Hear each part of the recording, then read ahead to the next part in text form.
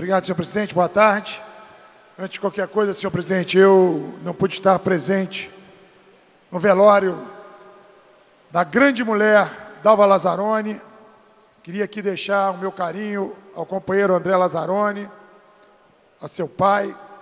Dizer que Dalva Lazzaroni conheci quando do PV e ela realmente sempre passou uma imagem de uma mulher muito inteligente e, acima de tudo, muito guerreira.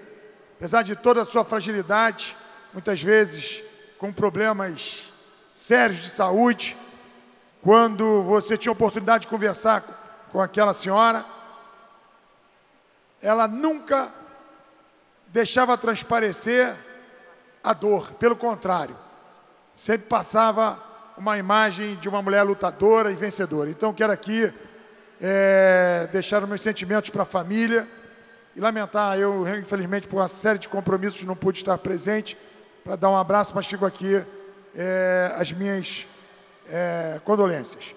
Do mais, queria agora, senhores deputados, eu sei que o momento eleitoral vem acirrando já algumas disputas, alguns pronunciamentos, mas quero aqui dizer que faltam 31 dias, ou um mês precisamente, para as Olimpíadas.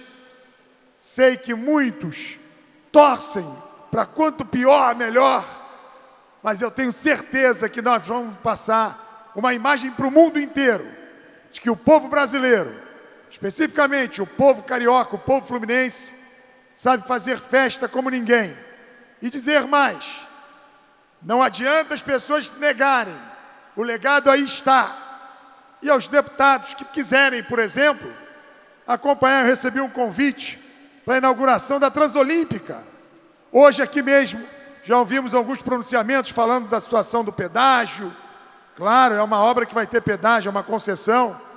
O ideal é que não tivesse, mas também não se pode tirar sonhos do papel apenas com vontade. Precisa ter investimentos. E aí a iniciativa privada entrou sim. Agora, se você não quiser pagar pedágio, você pode seguir a Avenida Brasil inteira, dar a volta, passar pelo túnel Rebouças, entrar na Lagoa, passar de novo o túnel Dois Irmãos, acessar a Barra da Tijuca, seguir a Avenida das Américas e chegar no Recreio dos Bandeirantes. Deve durar 2h30. Você de carro vai gastar com certeza o triplo de combustível. Mas se você quiser pagar o pedágio, hoje você tem a opção. E olha, é uma obra, vejo aqui um engenheiro, quer dizer, um homem que eu tenho muito respeito, que tem opinião diferente da minha, nobre deputado Eleomar Coelho, mas está lá. A obra está sendo entregue no prazo, uma obra que vai unir, quer dizer, que vai dar Recreio, Barra, Deodoro, Curicica, Jardim Sulacap, Magalhães Bastos, bairros que por muito sofreram em função das dificuldades do trânsito. Então eu quero dizer que essa obra é como a obra do túnel Marcelo Alencar. É uma obra que não dá para ninguém contestar. Claro, não se faz um omelete sem quebrar os ovos. Sei que o transtorno, a população fluminense, a população carioca, sofreu muito com essas obras e até realmente serem colocadas à mercê da população. Isso realmente é um transtorno. Mas nós não podemos negar. Críticos do prefeito Eduardo Paes. Eu também fui muito crítico. Quando fiz crítica, quando ele, no momento, da minha ótica naquela ocasião, de insanidade, pensou em derrubar a perimetral. Mas hoje o mundo já está reconhecendo o valor daquela, quer dizer, destruiu a perimetral, mas deu uma condição viária. E o túnel é a prova disso. E nós temos que exaltar o que está dando certo e temos que criticar o que está errado. E é isso que me preocupa. Às vezes, alguns pronunciamentos, eles colocam a situação com uma verdade que, na verdade, não é uma verdade, mas de tanto a pessoa falar a mentira, vira verdade. Quando se fala em exclusão, outra situação, concordo com a questão da Vila Autódromo, que não precisava ser removida. E ali, por questões, e aí concordo com o nobre deputado Leomar Coelho, por uma vocação naquela região ali, da questão imobiliária, resolveram tirar. Mas ninguém perdeu lá, não. Pelo contrário, a Vila Autódromo chegou a ter indenização de 3 milhões de reais. Eu conheço a Vila Autódromo. Lá hoje existem 20 resistentes que não aceitaram o que o governo impôs, sofreram e ainda estão sofrendo muito.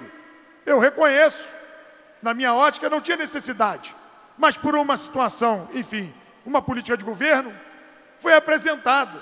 Eu conheço moradores da Vila Autódromo que ganharam 5 apartamentos, eram 5 famílias. E esses apartamentos não foram em Nova Iguaçu, em São João de Meriti, foram alguns metros, aliás, vamos dizer, 2 quilômetros da Vila Autódromo, porque a maior violência de uma remoção é quando se tira uma família, por exemplo, dali daquela região, e ela que está com a sua vida toda ali, seus filhos estudam naquela região, seu emprego é ali, e joga essa pessoa para uma área distante. Isso não aconteceu na Vila Autódromo. E indenizações foram pagas. É que talvez alguns deputados não conheçam, mas a Vila Autódromo não é a população sofredora, aquela que tinha o título de propriedade dado pelo governador Brizola. Eu reconheço isso, mas eu quero dizer que ninguém perdeu. Posso até dizer que algumas, não posso ser colocar de uma forma ampla, mas na maioria dos casos, essa violência, ela não existiu. E eu quero dizer, de novo, eu não sou advogado do senhor Eduardo Paes, eu quero dizer, ele não é do meu partido, mas eu tenho que, por exemplo, exaltar, o legado está aí. Não adianta virar e fechar os olhos. Eu faço crítica ao legado esportivo. Lamentei, perdemos a oportunidade das Olimpíadas, de realmente, além do legado para a cidade, este legado está aí. E teremos mais boas notícias. Acabando a Olimpíada, alguns equipamentos se transformarão em escolas. Escolas que esse governo Eduardo Paes construiu mais de 300 escolas. Não adianta negar. Isso ninguém vai apagar da história do senhor Eduardo Paes. Podem falar um monte de coisas, mas não podemos dizer, por exemplo, que a saúde do município do Rio de Janeiro não melhorou. Ah, mas as OS, eu votei a favor das OS, já reconheci que na minha hora, hoje não votaria, mas a clínica da família, que toda a cidade quer. Esse modelo tem sido implantado porque era o modelo de Cuba. Quando Niterói trouxe o médico da família, todo mundo exaltou. Na cidade do Rio de Janeiro, temos hoje quase 50% da população prevenindo a doença. Além de ser muito mais barato, é muito melhor para o cidadão da nossa cidade. Então eu quero que as críticas sejam colocadas de forma coerente. Claro que a política, estamos numa casa política, não tem problema. Só que essa eleição, ela não pode fechar os olhos das grandes conquistas. Está lá o VLT, está lá. É só entrar. O metrô, quer queira ou não, será entregue sim, e vai ser para a população. Quando se fala em governo do Estado, o governo do Estado falhou sim.